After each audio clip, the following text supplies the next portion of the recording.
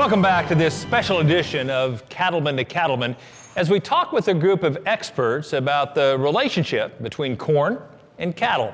And Don, I want to start by discussing the topic of upcycling. We've called the cow the great American upcycler. Talk about the impact upcycling has for both the cattle and corn industry.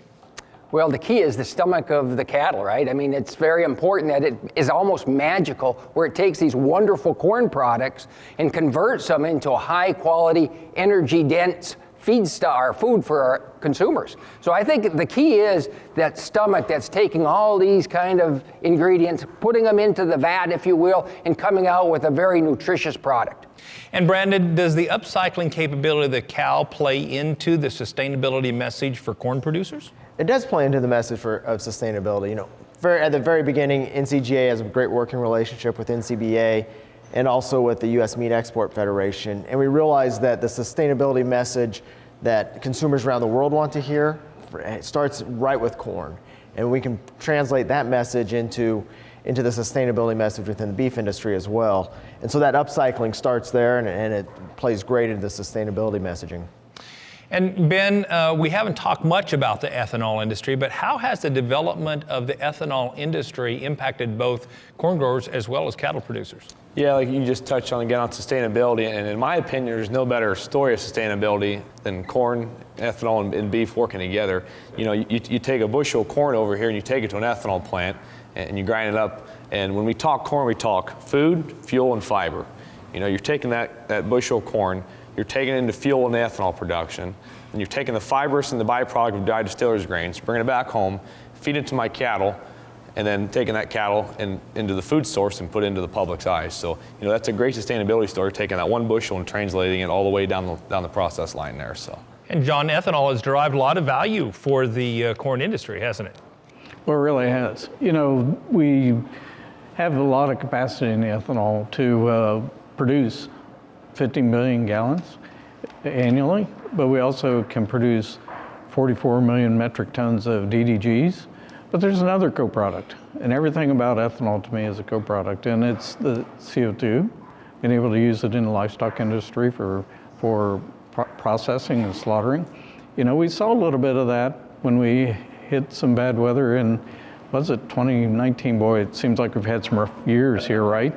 But there were some plants that shut down. Ethanol plants were surrounded by water, so they shut down. And so folks had to scramble to change their feed rations, but also those slaughtering facilities had to scramble to find CO2. So very symbiotic relationship, but it's a story of using all the product. It's very sustainable. You know, it's just like the fed cattle. Yeah. Is there 1% loss in the fed cattle? Probably not. Probably less than that. I want to dive deeper into this discussion about how Distillers Grains fits into the overall sustainability picture for both beef cattle producers and corn producers. And as two people who grow both beef cattle as well as corn, start with you, Ben. I mean, tell me a little bit about how your operation utilizes Distillers Grains in improving the sustainability of your operation. Yeah, absolutely. So when I come home from college, you know, we wanted to diversify a little more in order to make sure I was able to stay on the farm. And we kind of got more we started getting into some trucking of some dried distillers grains from some of the local ethanol plants here in the state of Ohio. And not only trucking them back for ourselves to feed in our livestock rations with our cattle, but, you know, we have pork and chicken is pretty big in our side of the state. So, you know, that kind of ramped up and that helped, you know, keep us sustainable as, you know, diversifying our business. So. And Don, you all have both a seed stock operation as well as a cattle feeding operation. What role do Distillers Grains play for you? Well, the key to our feeding operation is the wise use of varying products of corn. You know, the key to our operation is we actually take dry corn, haul it to the ethanol plant, and in that very same truck, we bring back wet cake and actually have a nutrient boost in the translation. So it's a very positive thing for our corn use. The other thing, and it's kind of a little known fact, is the corn cob is one of the best fibers out there for rumen nutrition. And so we use a lot of earlage in that ration. So we're using corn in a variety of places.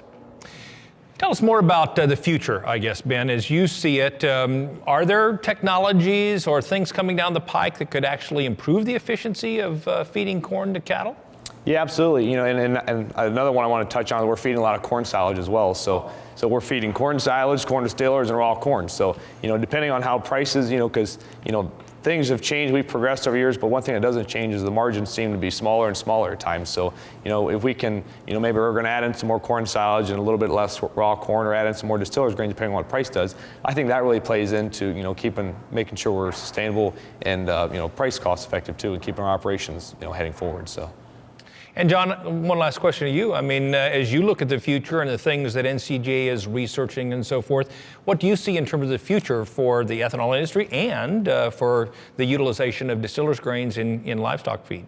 As the ethanol industry has evolved, we have got to see and visualize how there are different grades of DDGs. There's different methods for processing.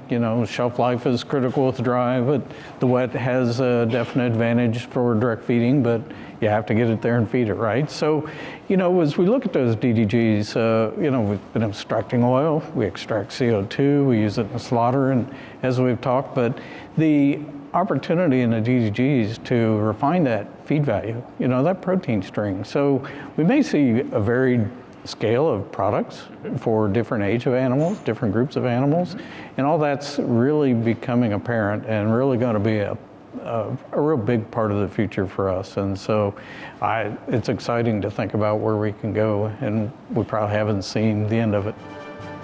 Still to come on Cattleman to Cattleman, our experts will discuss some of the steps farmers and ranchers can take to improve the health of their soil. Stay with us. We'll be right back. Are you ready for a better shot at profitability with a more consistent, more efficient cow herd? Then don't miss out on the maternal edge offered by Gelbvieh and Balancer Genetics. Stability and longevity is really a strength of the Gelbvieh breed, and when these cows can remain in the herd 10 years or thereabouts, they return a lot of dollars to the producers. Research shows Gelbvieh cows will stay in your herd longer with greater fertility and more pounds of calf weaned. It's the ability of that cow not only to have that calf unassisted, but to own that calf, to stay right there with that calf, to do whatever's necessary to get that calf going no matter what. No breed we work with does a better job of owning that calf and making sure that she's going to take care of them, the Gelbvieh breed. For cow-calf producers, the maternal traits offered by Gelbvieh and Balancer Genetics are the smart, reliable, and profitable choice.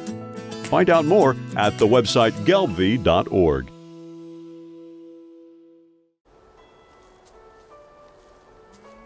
Weeds will rob me of my investments.